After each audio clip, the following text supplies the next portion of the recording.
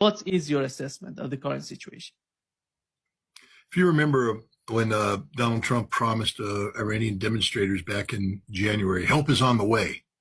And there was a lot of talk that the United States was going to launch military strikes targeting Iranian security infrastructure, suppressing security infrastructure, ostensibly prevent the Iranians from murdering people in the streets. But we know what it was for, is to suppress the ability of the government to respond to this uprising.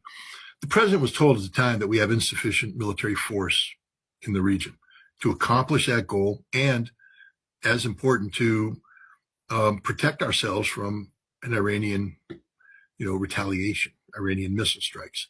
And so a new reality set in that we had to hit the pause button.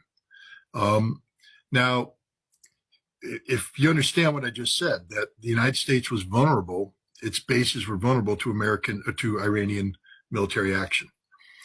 That vulnerability still exists as we speak. Now, the United States is deploying a tremendous amount of military power into the region, into bases that are vulnerable to Iranian attack.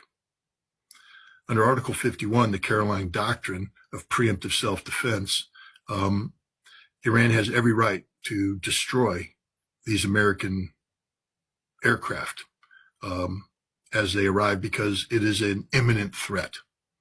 So now we go to Geneva. We enter into negotiations. What's positive? Iran's going to give us 2 weeks while they consider the options. They're going to come back. We've agreed to a framework of discussion. This is just 2 weeks for the United States to get all the means. The first thing we did was deploy the missiles, the missile defense, THAAD, Patriot, and now we're deploying the strike capacity. And when we get to green on both defense, missile defense, and strike capacity, the president will pull the trigger, because we have no interest in a diplomatic outcome with Iran. Why the Iranian government hasn't figured this out yet, I don't understand. Our goal, our objective has always been regime change. And so I just think Iran has been suckered into a round of diplomacy, and it's being distracted by this, that they are sitting down trying to work through a framework around which they can advance the negotiations. Meanwhile, the United States is deploying military capacity to do what? We now know that if we're going to fight Iran, the requirement is that we have to suppress Iran's ballistic missile launch capacity early on. That in order to do that, you need just the kind of aircraft mix that we've got coming in: F-35s, F-15s, F-16s, F-22s.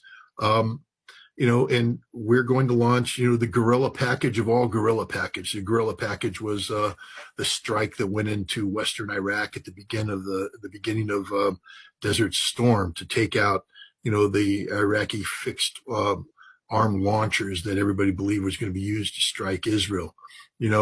We're going to go in and we're going to be hammering all known Iranian ballistic missile operate. We're going to blanket the skies of Iran 24/7 for a week, nonstop, day and night air campaign. If a missile leaves, its hiding place, we're going to hit it. That's the plan. And while we're doing that, we're going to blow up Iran. When you take a look at what happened in December and January, it's very clear what happened. We know what happened. The United States, the CIA, and others have infiltrated over 100,000 Starlink terminals into Iran. And these Starlink terminals are used to create an alternative communication reality where we communicate inside, infecting the minds of people, using them to recruit cellular structures. Iran showed some capability of suppressing this and interdicting it, but ultimately they only got hundreds, if not just a few thousands of terminals. We're talking about another 70 to 80,000 terminals still in existence that have been outfitted with special Israeli software designed to prevent detection, frequency hopping, military style Starlink, which means that there is tremendous potential to generate more civilian unrest, violent civilian unrest. So the Americans are planning to bomb Iran, trigger massive protests, violent protests, suppress the regime, and carry out regime change, to include killing the supreme leader, trying to kill the presidency, killing the leadership. This is why Jared Kushner, I don't understand why the Iranians even accept this. They should have kicked him out of the, if I were the Iranian delegate, as soon as Jared Kushner sat down, I said, is it true that you met with Iranian opposition leaders in the United States before coming here to plan a future government of Iran? Yes, get the fuck out of here. We're not dealing with you. We're not dealing with anybody who thinks there's going to be a future government with Iran. If that's the position of the United States, these negotiations are over. And if you send another fucking excuse my language, if you send another aircraft into the Middle East, we'll take it out preemptively. I mean, Iran is setting itself up for failure here. They're negotiating with a man who is deliberately plotting against them, which means he isn't negotiating in good faith. Understand that. If Jared Kushner is preparing the follow-on government,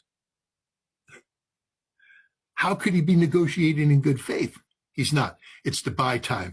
And J.D. Vance sort of gave the farm away, pretending about diplomacy, but saying right up front, nah, we're going to pull the trigger. And we're going to pull the trigger before 2 weeks is up. That's my assessment of what's going on right now. I think the United States is setting Iran up for a massive war. Now, whether this war succeeds is another question. I'm not saying there's a guarantee of success. What I'm saying is that the people who were hesitant about a war set conditions, and those conditions are being met, which means it's like we experienced during the Gulf War when General Schwarzkopf didn't want to pull the trigger on the ground war too soon. So I think we had 5 criteria that had to be met in terms of suppression of the Iraqi Republican Guard, and we had a board on the wall that went red no, yellow maybe, green go, and the goal was to get them all to green. And that meant we could launch the ground war. And I remember as we were going on and it came down to battle damage assessment on how many things had been destroyed, Schwarzkopf was getting frustrated because people like me were saying, well, we ain't destroying certain things.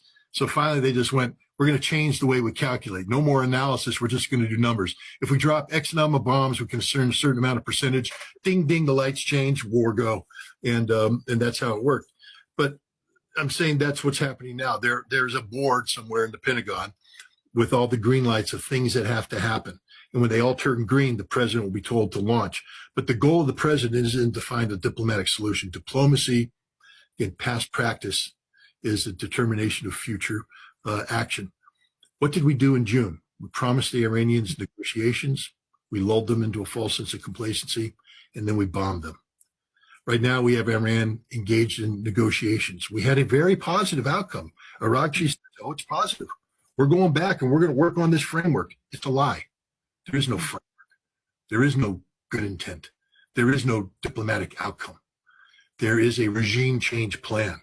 And diplomacy, the perfidy that we're doing with Iran is part of this plan, to lull them into a false sense of complacency, to drop their guard.